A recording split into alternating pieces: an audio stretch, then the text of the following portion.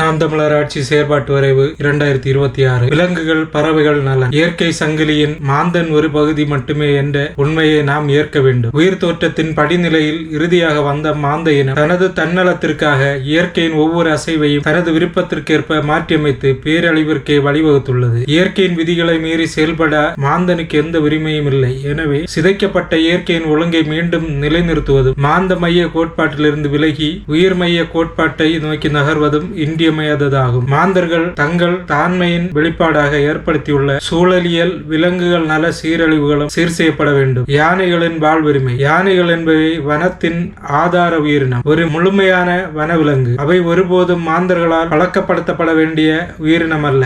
ஆன்மீகம் அல்லது பண்பாடு என்ற பெயரில் யானைகளை கோவில்களிலும் விழாக்களிலும் கட்டி போட்டு வைப்பது அவற்றின் இயற்கையான வாழ்வியல் பண்பை சிதைப்பதாகும். மேலும் யானைகளை சங்கிலிகளால் பிணைக்கும் முறையை முற்றிலும் ஒழித்து தற்போது பிடியில் இருக்கும் யானைகளை முறையான மருத்துவ ஆய்வுக்கு பிறகு அவற்றின் இயற்கையான காடுகளுக்கு அல்லது பாதுகாக்கப்பட்ட வன காப்பகங்களுக்கு அனுப்பும் திட்டத்தை செயல்படுத்துவோம். சிறகுகள். பறவைகளின் வாழ்வு என்பது எல்லையற்ற வானத்தில் சிறகடிப்பதில் தான் அடங்கியுள்ளது. பாதுகாப்பு என்ற போர்வையிலோ அல்லது செல்ல வளர்ப்புகள் என்ற பெயரிலோ பறவைகள் கூண்டுகளில் அடைத்து வைப்பது அவற்றின் அடிப்படை உரிமையை பறித்து வாழ்வியல் நோக்கத்தையே சிதைக்கும் செயலாகும். பறவைகளை சிறைப்படுத்தி விற்பனை செய்வது குற்றமாக அறிவிக்கப்படுவதோடு மக்கள் தங்கள் வீடுகளிலும் தோட்டங்களிலும் பறவைகள் வந்து தங்கும் வகையில் பல்லுயிர் சூழலை உருவாக்குவது ஊக்கப்படுத்தப்படும். கூண்டுகளுக்கு மாற்றாக கிளைகளை பறவைகளின் வீடாக அமைய வேண்டும் என்பதே எமது இலக்கு. மரபணு மற்றும் பழக்கப்படுத்துதல். பல நூற்றாண்டுகளாக மாந்தர்களுடன் இணைந்து வாழ்ந்து தனது காட்டு இயல்புகளை இழந்த ஒரே உயிரினம் நாய்கள் மட்டுமே. இதன் விளைவாக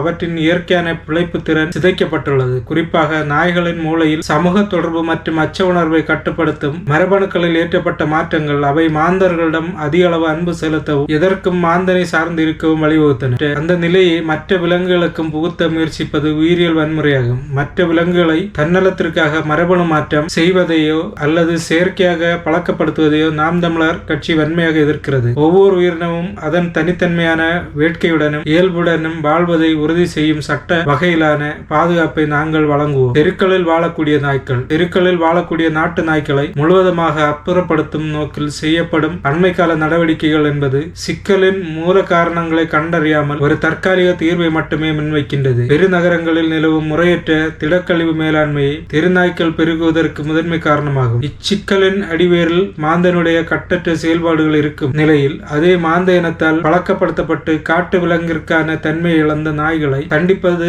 அடிப்படை அறமற்ற செயலாகும். இதற்கான நிலையான தீர்வாக நாய்களை தங்குமிடங்களில் அடைத்து வைக்கும் முறையை விடுத்து விலங்குகள் பிறப்பு கட்டுப்பாட்டு விதிகளின் அறிவியல் வகையிலான கருத்தடை மற்றும் தடுப்பூசி திட்டங்களை அந்தந்த பகுதியிலே உறுதி செய்ய நாம் தமிழர் கட்சி நடவடிக்கை எடுக்கும். நகராட்சிகள் மூலம் உணவு கழிவுகள் முறையாக மேலாண்மை செய்யப்படுவதை உறுதி செய்வதோடு பொதுமக்களிடையே நாட்டு நாய்களை தத்தெடுத்து வளர்க்கும் விழிப்புணர்வு ஏற்படுத்தப்படும். வெளிநாட்டு நாய்களின் வணிக முறையிலான விற்பனையை தடை செய்து காலநிலை மாற்றத்தின் தாக்கத்தை கருத்தில் கொண்டு பசுமை திட்டங்களை வகுப்பதன் மூலமே மாந்தர்களுக்கும் விலங்குகளுக்குமான மோதலை தடுத்து ஒரு அறம் சார்ந்த சமநிலையை எட்ட முடியும். பட்டரங்கம் போன்ற கேளிக்கை பதிகளுக்கு முற்றுப்புள்ளி. விலங்குகளை காட்சிப்படுத்தி அவற்றை துன்புறுத்தி புறப்படும் பொழுதுபோக்கு என்பது நாகரிக சமூகத்துக்கு அழகல்ல. பட்டரங்களில் விலங்குகளை கூண்டில் அடைத்து வித்தைகள் காட்ட கட்டாயப்படுத்துவது அவற்றின் கண்ணியத்தை சிதைக்கும் செயலாகும். இத்தகைய கேளிக்கைகளுக்கு தடை விதிப்பதோடு அங்கிருக்கும் விலங்குகளை மீட்டு அவற்றுக்கு தகுந்த வாழ்விடங்கள் அமைத்துக் கொடுக்கப்படும். மாந்தனின் கேளிக்கைக்காக மற்ற உயிர்கள் கண்ணீர் விடுவதை ஒருபோதும் அனுமதிக்க முடியாது. உயிரியல் பூங்காக்களுக்கு மாற்றாக வனப்பகுதி. உயிரியல் பூங்காக்கள் என்பவை விலங்குகளுக்கான திறந்தவெளி சிறைசாலைகளை அன்றி வேறல்ல. இதன் மூலம் விலங்குகள் தங்கள் அடிப்படை நினைவுகளை மறந்து விடுகின்றன. விலங்குகளின் விடுதலை மாந்தர்களுக்கு நிகராக மதிக்கப்பட வேண்டியவை. எனவே உயிரியல் பூங்காக்களில் விலங்குகளை அடைத்து வைக்கும் முறையை மாற்றி